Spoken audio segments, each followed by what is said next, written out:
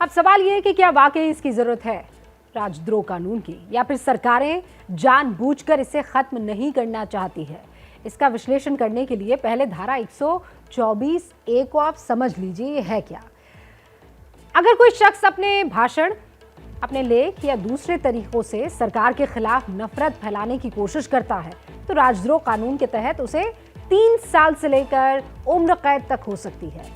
सरकार का मतलब सत्ताधारी दल या व्यक्ति से नहीं है। पेच इस कानून की परिभाषा को लेकर भी शुरू से रहा है। 1962 में सुप्रीम कोर्ट ने इसे परिभाषित जरूर किया था।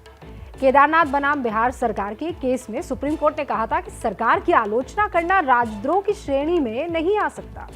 राजद्रोह तभी होगा जब सरकार या देश के खिलाफ हिंसा भड़काने की कोशिश की गई हो। इस व्याख्या के बाद भी इस कानून को लेकर विवाद कभी नहीं थमा। अब नवनीत राणा के ऊपर राजद्रोह का केस लगने के बाद सीधी टक्कर शिवसेना वर्सेस बीजेपी की है और दोनों के पास अपनी अपनी दलीलें हैं। सुनिए इन दलीलों को। सबसे पहले तो मैं हैरान इस बात को लेकर हूं कि महाराष्ट्र के पूर्व मुख्यमंत्री अब प्रवक्ता बन गए हैं एक इंडिपेंडेंट एमपी और एमएलए के लिए। उन पे ऊपर सेडिशन का चार्ज हनुमान चालीसा के लिए नहीं लगा है। सेडिशन का चार्ज इसलिए लगाया गया है कि देश के प्रधानमंत्री वो अगर महाराष्ट्र विजिट करते हैं और उस समय पे एक ऐसी लॉ एंड ऑर्डर की सामना घटना होती है जो हमारे प्राइम मिनिस्टर की सिक्योरिटी के लिए हानिकारक हो सकती है, क्या उनको ये कबूल है? बहुत ही जायज तरीके से वहाँ के एक सांसद और एक विधायक पति पत्नी मिलकर कुछ एक प्रदर्शन करना चाहते थे। हम नारे देते, वो हनुमान चालीसा बोलना चाहते थे, तो क्या फर्क पड़ता है उससे इतना चिढ़ने की और इतने प्रतिशोध की भावना से उनको एकदम और देशद्रोह का ठप्पा उन पर लगाने की क्या जरूरत थी? जाहिर है सियासी लड़ाई तो जबरदस्त है, लेकिन क्या राजद्रोह कानून को इस सियासी लड़ाई में उद्धव सरकार हथियार बना रही है?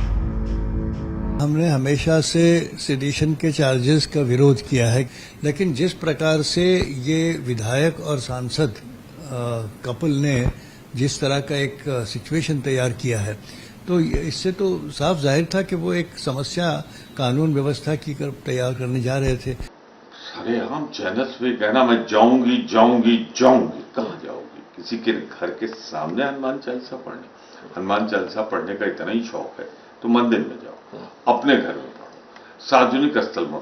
आप चुनौती देंगी उनके घर में जाके, तो नियत तो आपकी खराब थी। सरकार के खिलाफ लेख लिखो तो राजद्रोह, सीएम के घर के बाहर नारे लगाओ तो राजद्रोह। पिछले कुछ सालों में इस कानून का दुरुपयोग लगातार देखने को मिल रहा है। यही वजह है कि सुप्रीम कोर्ट ने न सिर्फ इस पर चिंता जताई है, बल्कि इसे लेकर 1 नहीं 2 नहीं 8 याचिकाओं की सुनवाई कर रहा है।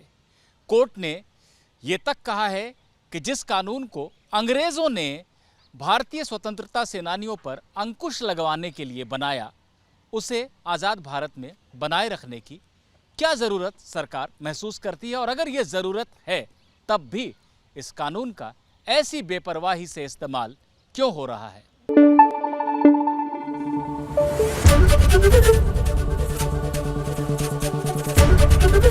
एबीपी न्यूज़ आपको रखे आगे।